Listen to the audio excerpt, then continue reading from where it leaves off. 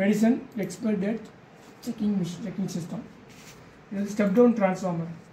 230 volt is converted to 12 volt by using step down transformer. Step down transformer to power supply unit. Transformer வந்து volt convert down பண்றது 230 volt to 12 volt. இது வந்து 5 volt power supply. 12 volt is converted to 5 volt by using this 5 volt power supply unit. This is 7805. 7805 நால 12 volt is converted to 5 volt.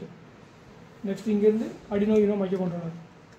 ஏன்னா இதுக்கு 5 volt தான் power supply, அதனால தான் இந்த 12 volt is converted to 5 volt. அதுக்கு இந்த போர்டு யூஸ் பண்ணிருக்கோம்.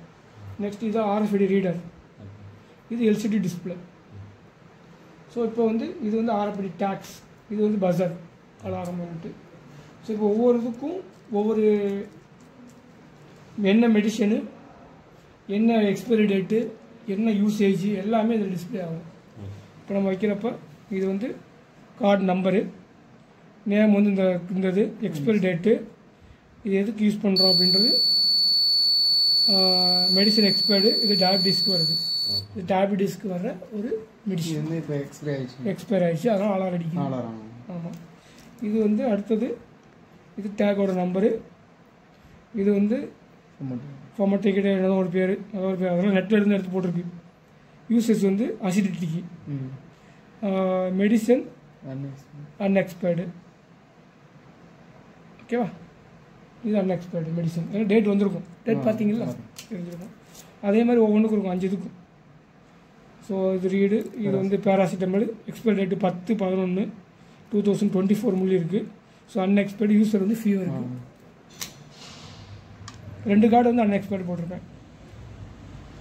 இது வந்து அஸ்பிரின், எக்ஸ்பயர் டேட்டு 2025 முள்ளி இருக்குது. மெடிசன் அன்எக்ஸ்பயர்டு, ஹெட் ஆச்சு, இது தலைவலிக்கு.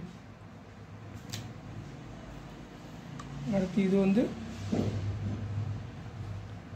லெபரமைடு, டேட் வந்து 5/11 எக்ஸ்பயர்டு, யூசேஜ் வந்து ஸ்டொமக் பெயின்.